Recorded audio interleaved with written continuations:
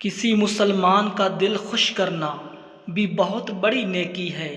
جب آپ کو لگے کہ کوئی دل سے مشورہ دے رہا ہے لیکن آپ اس مشورے سے متفق نہ ہوں تو اسے مسکراہٹ سے کہیں کہ جزاک اللہ، آپ نے مخلصانہ مشورہ دیا، اس کے لیے آپ کا شکریہ۔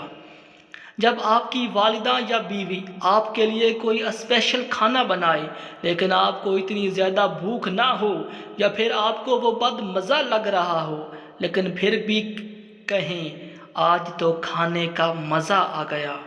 جب کوئی بچہ اپنی پرفارمنس یا رزلٹ دکھائے اور آپ کو محسوس ہو کہ یہ مارکس اتنے زیادہ نہیں ہیں لیکن پھر بھی آپ کہیں واہ، آپ نے تو کمال کر دیا، اس پر تو آپ کو انعام ملنا چاہیے۔ جب کوئی مایوسی کا شکار ہو اور اپنی زندگی کے مسائل بتا رہا ہو تو اس کو اتنی توجہ اور غور سے سنیں کہ اسے لگے کہ کوئی تو ہے جو ہمارے ساتھ ہے۔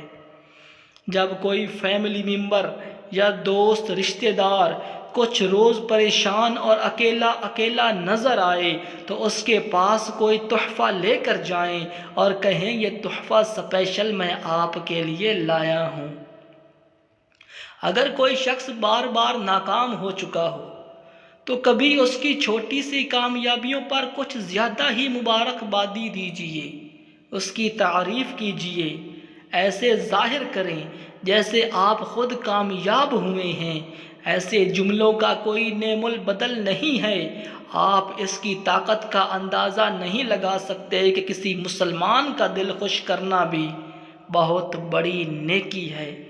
اللہ تعالی ہمیں اپنے پیارے مسلمان بھائیوں کو دکھ اور درد میں برابر کا شریک ہونا قبول فرمائے۔